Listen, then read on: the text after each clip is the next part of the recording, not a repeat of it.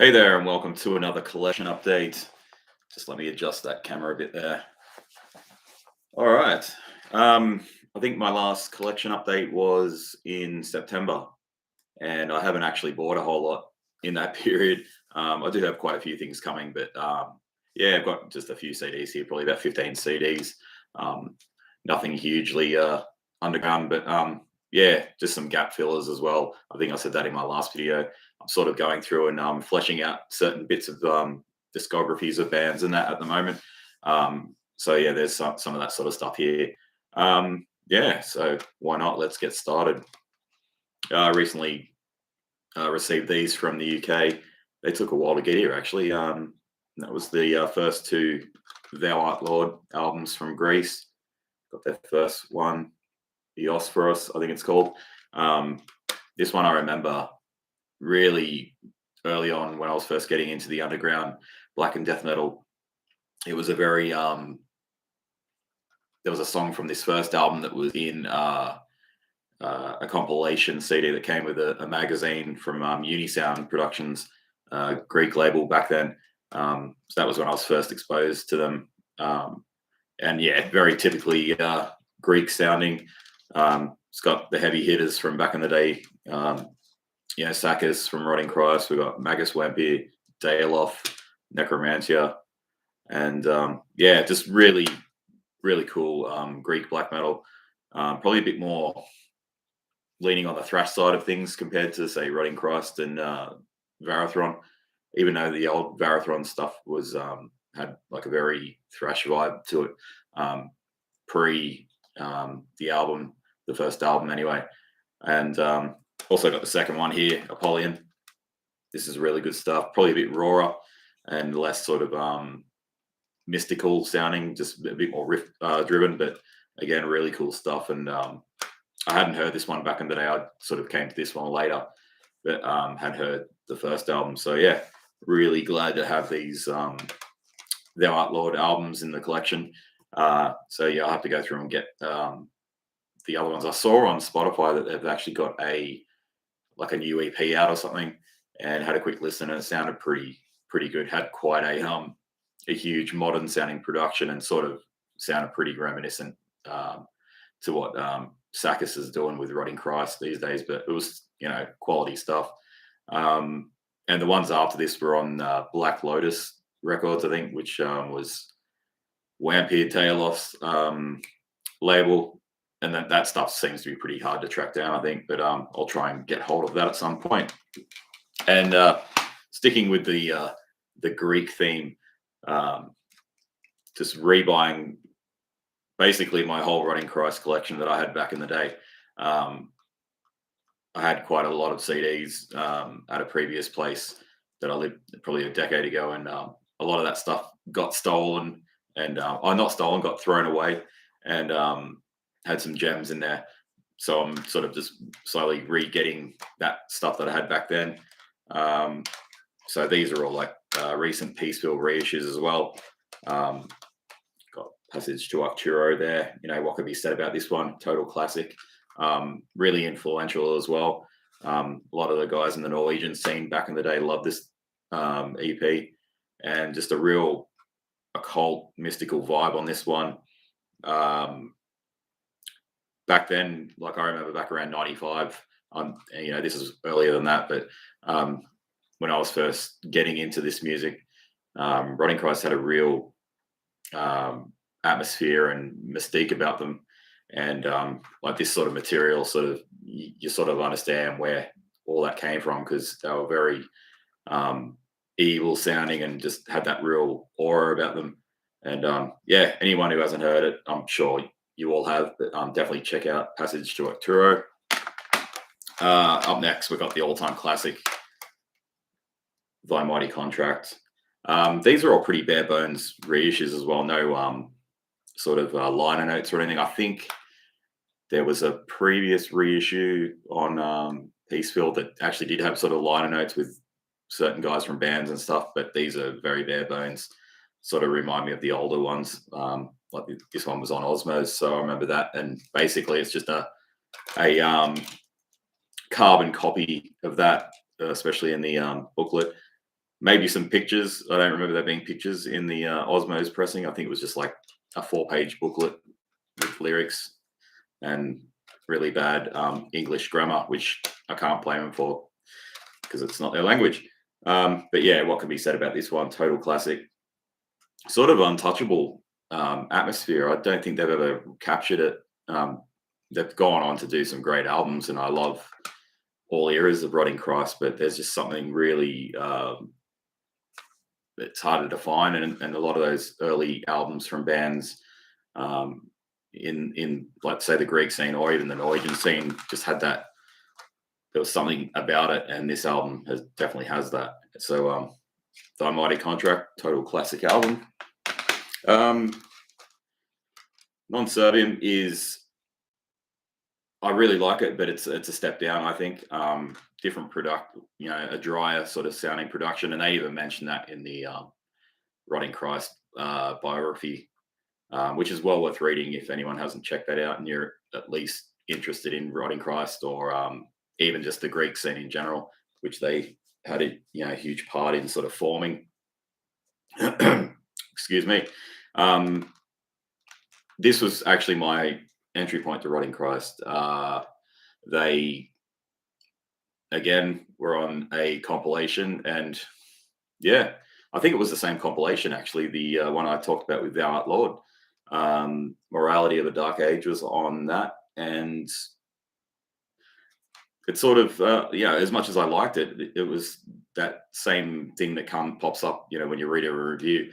The name Rotting Christ doesn't sort of reflect the style of music. I was sort of taken back by how sort of laid back and melodic it was. Still very mystical and dark, but compared to what I was listening to at the time, it wasn't the most heaviest stuff, but I really enjoyed it. But it wasn't until I went back and checked out the earlier stuff that I was like, well, this band is, really, really great. Still a good album, but I think it sort of, like I said, a step down from Thy Mighty Contract, but still a worthwhile. And, for a lot of people, it was their first album to check out. Up next is A Dead Poem. This album sort of this is also a Peaceville reissue. I think it's got a vinyl reissue as well, which I wouldn't mind getting. One thing that stands out about this album that I remember was when it got released on Century Media, it came with a bonus CD, like of all the Century Media stuff, and half the booklet was a thing about this compilation CD of Century Media bands. This came after Triarchy of the Lost Lovers, which was them heading into a bit more melodic vein, I'd say. Big step up in production on Triarchy compared to Non-Serviam, and this sort of in the same vein, a lot bigger, clearer production. They're at Woodhouse Studios for this one, which was, a studio used by quite a lot of the Century Media bands, basically.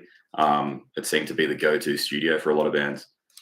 This is, for the style, like a lot of people, if you were into Rotting Christ for the early stuff, I could see why people would hate this. But for me, I like atmospheric music and metal in general. And I was listening to a lot of Moonspell and stuff at the time, and this was great. I loved it. To this day, it's an album that I reach for quite a lot. So yeah, off this album, Era in Kansas, I think that's how it's pronounced. The last track, it's probably one of my favorite Rotting Christ songs ever. A real high point in Sakis's songwriting, I think. Probably he's written really, really good songs prior to that, but this was like a great song, I thought, that stood way above anything he'd done prior to that. Almost hard rock sort of moments as well. The guitars are very not overly distorted, sort of cleaner, more normal chords, almost hard rock sort of chords, but these ultra melodic and sort of mournful solos and melodies that Sakis was or is well known for. Yeah, great album. Pretty underrated, I think, because it sort of gets lumped into that gothic era of the band that a lot of people don't like, but I love it. Up next, I was trying to round out my Mortuary Drape collection. I still need to get the Morn Path EP, but for an EP, it's pretty expensive because it's on some tiny label. But I will get it at some point. But I ended up getting Spiritual Independence, which was sort of billed as a return to the old days after Buried in Time, which Buried in Time I think is pretty damn underrated. It is a different album in their discography. It's not the it's not the complete sort of like it hasn't got that sort of cave occult vibe. Like okay, take for example the album cover of Time 13 Nell. You get the real vibe there. There was something different about Buried in Time, a bit more. How do I explain it? Like a bit more modern sounding, more death metal. But I once it clicked with me, I really enjoyed it, and it's one of the albums that I reach for quite a lot in Mortuary Drape's catalog. And so yeah, this one was sort of billed as like a return to that sort of old occult vibe, and yeah, it is, but it's still got quite a modern sounding production, and it's very reminiscent of King Diamond at times, especially some of the solos. I do enjoy it, but I actually think I prefer Buried in Time to Spiritual Independence. That might be blasphemy for some people, but I need to give this way more of a listen. I've listened to it quite a bit on online, streaming services and whatnot, but just I need to really delve into this and sort of read the lyrics and just soak it all in. Maybe get the candles going, get the atmosphere. But they're one of my favorite bands. They have been since I was a kid. 95 when I got All the Witches Dance. They're just such a great band, and I'm going to always check out what they do. I also grabbed the new EP, or the latest EP, which is pretty damn solid, but sort of continues in the same vein as Spiritual, but probably a bit slower, a bit more doomier. Production wise, pretty similar. The drums are sort of in that more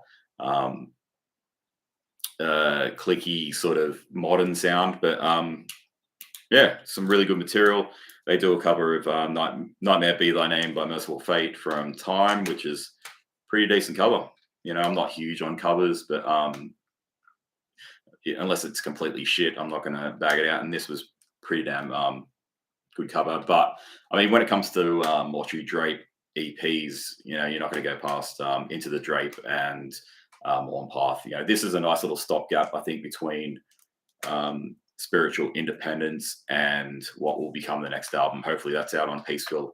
I don't think they just signed for one EP, that's for sure. Great band. I bought 6 CDs from a seller on Discogs, and I bought quite a bit from him because he's got so much good stuff, and he's pretty cheap as well. I'll just go through those right now. Finnish band Warlogue. We have the first. There we go. Get the camera right. And Womb of Pestilence. This is really grim stuff. It's even in you think of Finnish black metal, it's still quite not as melodic as that. The Finns seem to have will be known as like the more melodic sort of side. This is still melodic, but it's got more of a sort of a Black Legion's French, and it's all audible in that, but it's nothing fancy production wise, just ultra grim black metal the way I love it. And I've been really enjoying these Warlogue albums. I need to get their most recent one as well, so I will check that out at some point. This one's an all-time classic that I had to rebuy, and that's The Son of Tipperath by Absu. Probably my favorite Absu album, and the first one that I heard. It got reissued by Osmos in some strange sort of they altered all the the titles. It opens with what track did they put? Synthophon's Fountain opens this reissue, and it sounds completely different. They've done like a big remaster, and it's just like, oh, yeah, not my thing. So I was so glad to get a proper sounding version, which I always remember, because I just can't handle those ones that sound completely different. Not much to say about this one. This is a classic. At the time, there's a lot of nostalgia attached to it for me because I listened to it so much when I was a teenager. And it was an album me and my friends really gravitated towards outside of like what was the Norwegian stuff. This was a band from Texas, playing great atmospheric thrashy black metal, but with very unique vocals. A great drummer. I love his drumming. Fantastic drum performance on this, and he'd also go on to better things. Playing on Tara was just an absolute masterclass of drumming. Prescript is just an absolute maniac. So yeah, awesome album. This was a bit of a random purchase. I like Evoken. Maybe the Quietus album is the one that I'm into the most, and I haven't heard a whole lot of the other stuff. A Caress of the Void. I actually don't usually buy albums with anything to do with voids in it, but I let it slide this time. Yeah, I haven't actually given this a huge listen yet, but what I have, it seems a bit more deathly than say Quietus. Way more evil, if that makes sense. Even these guys are ultra dark band, just playing that slow, crushing doom death metal. And yeah, I really look forward to delving into this one a lot more. And it'll probably make me dig out Quietus and the other one I have, which I can't remember the name of right now. And another two ones that I just thought I'd pick up because they're cheap, and had Tronda Nefas from Urgahal. He's passed away these days. I think that was over 10 years ago. That's gone quick. Got some Angst Squadron. Got this one. And Sweet Poison. And this is quite sort of experimental for what he was sort of known for, I'd say. This is, I can hear hints of like what Mayhem was sort of doing in Grand Declaration and all that kind of stuff. And but that's a very crap comparison. But this isn't sort of like Beastcraft or Urgahal, for instance. It's still rooted in black metal, but a lot more experimental, some different stuff going on. He's a bit more playing some more weirder stuff guitar wise and whatnot. But yeah, these are really cool. Sort of flew under the radar. I never really heard much of these guys, and then I just think, as you do on Metal Archives, you'll go through like a band member and you see all these projects, and it's like, and then you check it out, and it's like really good. So yeah, I look forward to listening to a lot more Angst Squadron. This one, again, when I was speaking about that compilation CD, the Unisound label from Greece. So what we had, Thou Art Lord, Rotting Christ, and this one was also my opening, is that the right word? My gateway to this band, and that was Dark Heresy, with the title Abstract Principles Taken to Their Logical Extremes. Wouldn't want to say that when I was very drunk. Yeah, really experimental death metal, dry drum sound, dry guitar sound, but really they go between sort of like catchy stuff to more sort of uncatchy sort of stuff in maybe like an Immolation or some of the sludgier Morbid Angel sort of stuff. Clean vocals, he'll just bust out these singer-songwriter type, clean vocals, and there's acoustic guitars and whatnot. A very diverse album. It was just a band that obviously wrote and just played what the hell they wanted. And this was 95. It's their only album. Got the reissue treatment on Spot Records.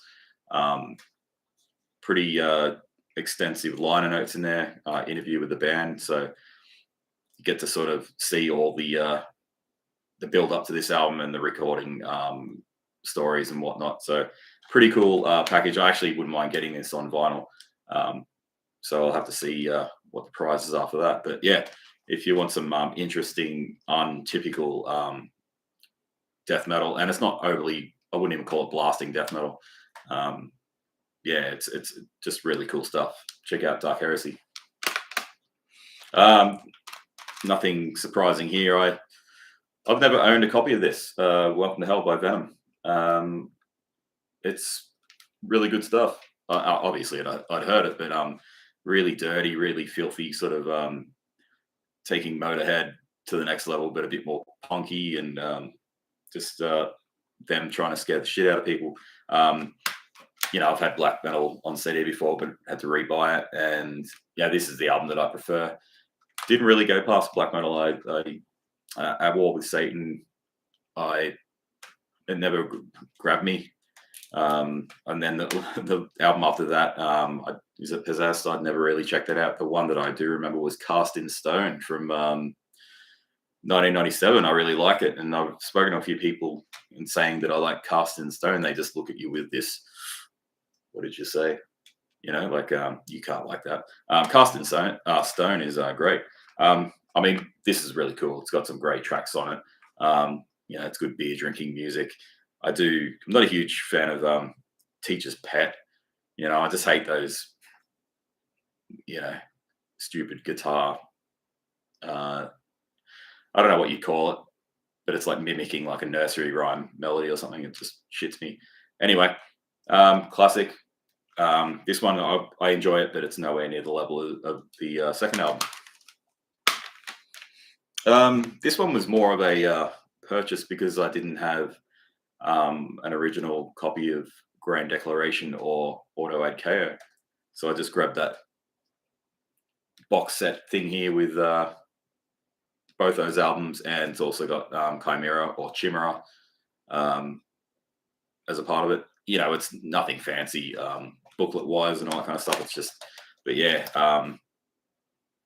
I have the not the re-recorded, the remastered version of Grand Declaration with the warmer sound, and it's good. But for all the hate that I threw towards Grand Declaration of War back in the year 2000, I prefer it the way it is. I like the clinical sound, and it suits it.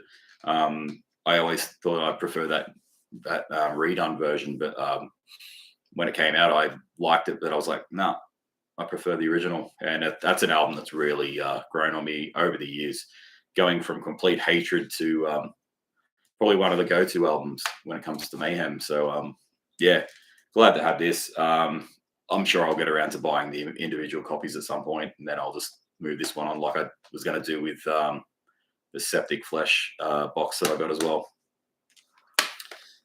Also had to get another copy of this one. Interestingly enough for me, it's not my favorite Mayhem album, never has been. I've never seen it in the light that a lot of people see it in.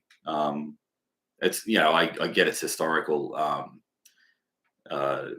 meaning and that sort of stuff, but it's just never struck me. I never listened to this as much as I listened to certain albums of Emperor and Burzum and Satyricon and whatnot back in the day.